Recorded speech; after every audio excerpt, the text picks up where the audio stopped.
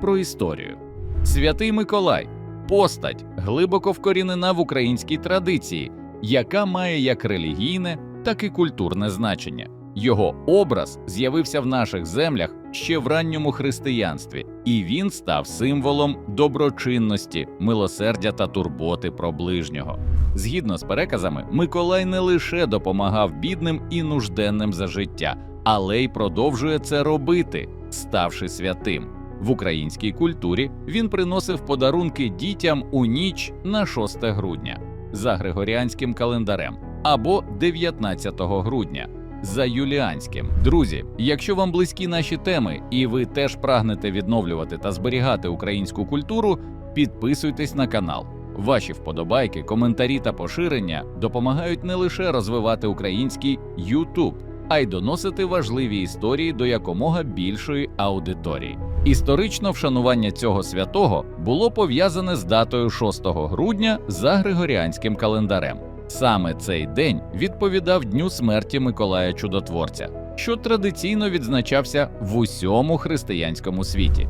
Для українців 6 грудня було питомо українською датою, яка глибоко закарбувалася у народній культурі, календарних звичаях і святкуваннях. Завдяки впливу західної культури, а також історичним зв'язкам з Європою, українці у своєму побуті ще довго користувалися григоріанським календарем, навіть після його впровадження католицькою церквою. У Галичині, Закарпатті та на Буковині свято Миколая святкували саме 6 грудня, і цей день був пов'язаний із традицією допомагати нужденним, дарувати дітям подарунки та підтримувати громаду через доброчинність. Образ Миколая в українській народній традиції вирізнявся своєю духовністю та акцентом на милосерді. Однак після приєднання українських земель до Російської імперії, а згодом і після радянської окупації, українська традиція була змушена пристосовуватися до нав'язаних юліанських дат. Так, День Святого Миколая перенесли на 19 грудня, що відповідає 6 грудня за старим стилем.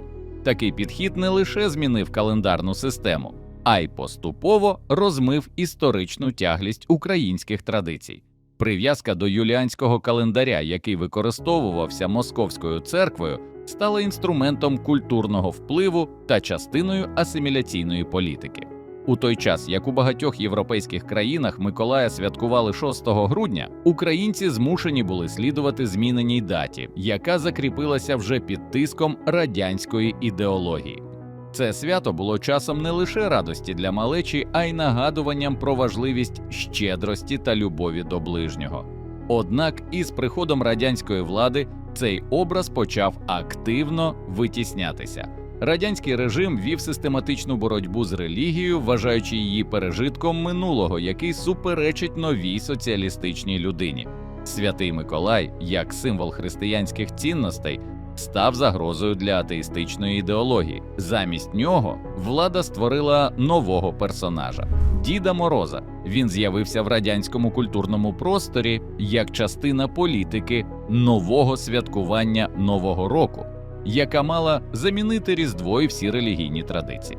Образ Діда Мороза був сконструйований на основі старих язичницьких легенд про зимових духів.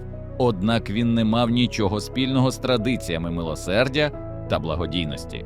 Його роль полягала в тому, щоб приносити подарунки під Новий рік, символізуючи виключно світське свято, позбавлене духовного змісту.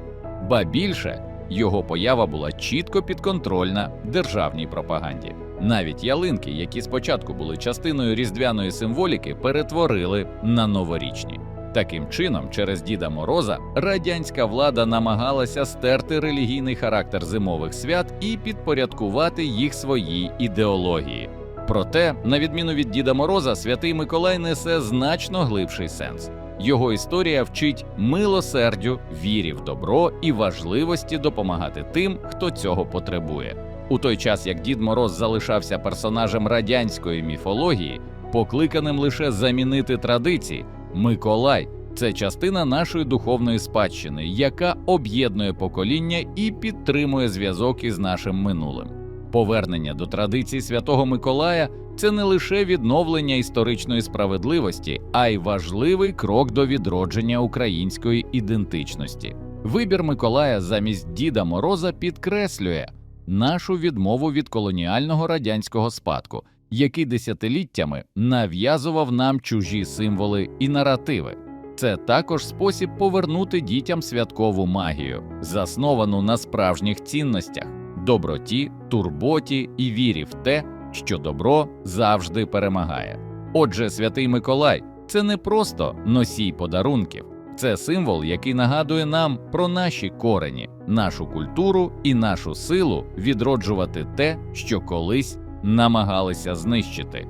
Повертаючись до образу Миколая, ми не лише шануємо своє минуле, а й даємо нашим дітям щось більше, ніж подарунки. Ми даруємо їм історію та спадщину, якою варто пишатися.